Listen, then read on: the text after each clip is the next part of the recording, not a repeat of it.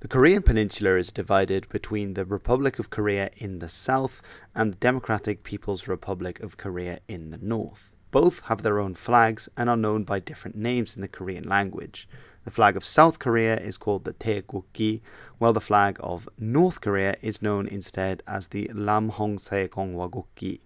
Both of these ending in the term gi, whilst they have different meanings of what's actually involved in the flag, which I want to get into in today's video.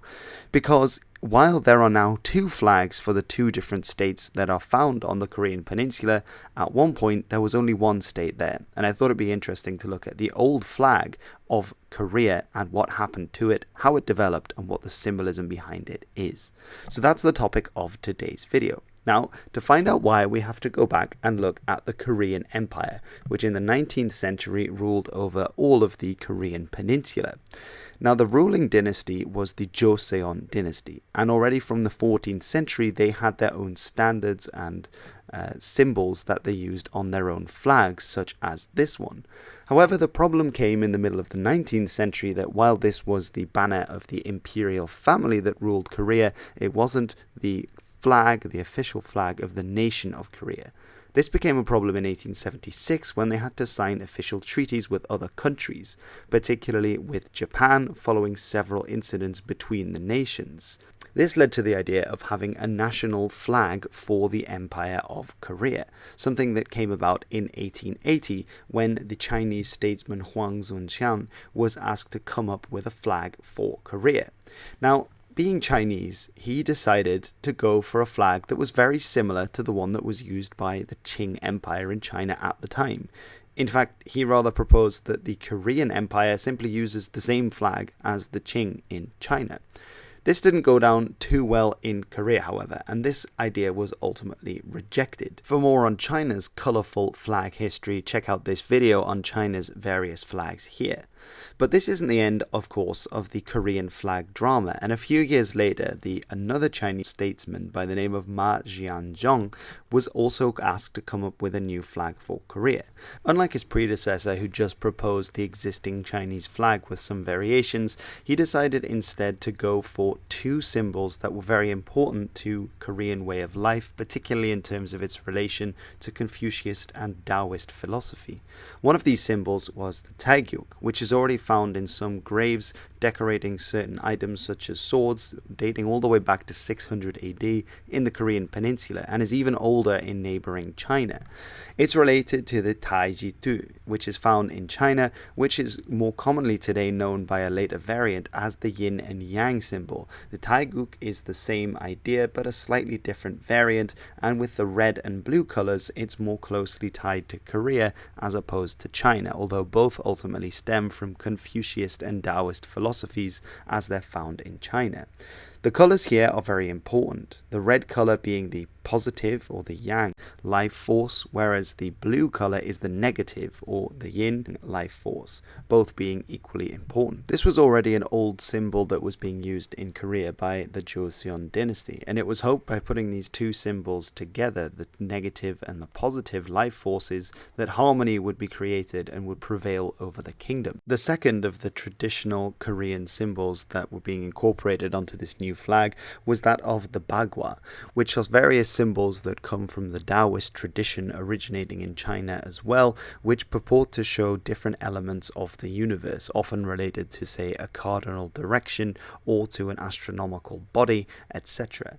These have made their way onto this design for the Korean flag. They're always made up of three lines, either broken or unbroken, and whether they are broken or unbroken again relates to whether they relate to yin or to yang, so relating very much also to the flag and promoting ideas of harmony. Now, only 4 of these 8 symbols are found on the Korean flag, and they are the heaven symbol, the earth symbol, the moon symbol, and the sun symbol. Although throughout the history and development of the Korean flag, the location and position of each one of these has differed slightly. This was the first flag that was then proposed for Korea. The white colour being added as a background being because often the Korean people were known as the people dressed in white, it also being an important colour for Korean folklore. We also then have the Taeguk in the middle with the red and the blue colours, and then the 4 symbols for heaven, earth, sun and moon around promoting harmony. With a few alterations occurring in the 1880s, such as in 1883 to change the colour of the 4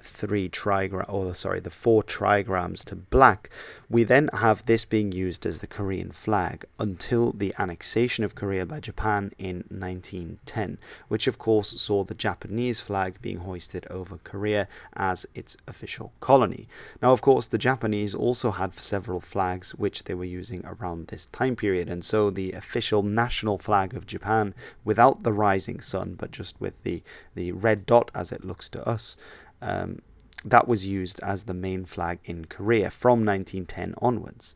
Now, there was a Korean government in exile based in China, and in 1919 they proposed this flag as the flag for this movement, that if they were to one day return to Korea and gain power again, this would become the flag. It's clearly based on the design that we already saw that was incorporated into the Korean Empire, although now we have that the symbol in the center, the Taeguk, has become vertical rather than horizontal. Now, they would have to wait quite some time, 35 years, until in 1945 Japan was defeated in the Second World War and surrendered. In the meantime, of course, Korea would be liberated both from the north and from the south, leading to the conditions we have in the peninsula today. There was a short-lived communist movement inside Korea that was known as the People's Republic of Korea, of largely decentralized groups of Soviets that appeared before coming under the official control of the Soviet Union.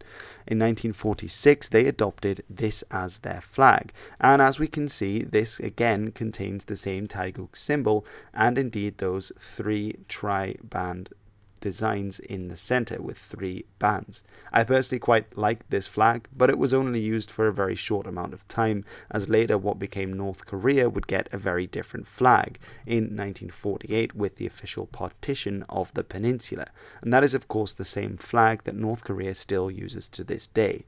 In the words of its founder, the symbolism behind it includes: the red of the flag symbolizes anti-Japanese sentiment and is the color of blood shed by the Korean patriots and the invincible might of our people, firmly united to support the Republic. The white symbolizes one bloodline, one land, one language, one culture of our mono-ethnic country which lived in purity. And blue stands for the gallant visage of our people and symbolizes the spirit of the Korean people fighting for world peace and progress. What's interesting is that here we are given different reasons for the same colors being used on the Korean flag, although of course we know that all the colors of white, red and blue had various symbolic meanings that were being used on the flag in earlier years and indeed continue to be used in the flag in the south. While the symbol on the first People's Republic flag had been the same Taeguk, it was thought by Lebedev and other Soviet officials that incorporating a symbol from Chinese philosophy reeked too much of medieval superstition and therefore had to go. And so now the North Korean flag has the red star of socialism and the colors associated with it. Now in the south, they went back to the old design with the Taeguk and a slightly simpler, sharper, bolder design for the 4 elements surrounding it.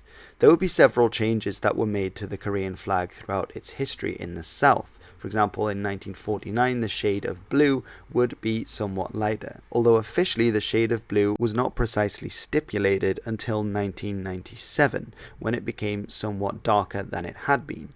The last change to the flag actually occurred in 2011, when the shade of blue in the Taeguk became slightly lighter once again, and that is how it has stayed so far. But really it's just a case of copying the homework that it's almost impossible to see those smaller changes that have occurred to the Korean flag since the creation of South Korea following the Second World War. But its history ultimately goes back to Chinese philosophical symbols from the Taoist and Confucianist philosophies and throughout Korean history, which I thought was an interesting video to make a video about today.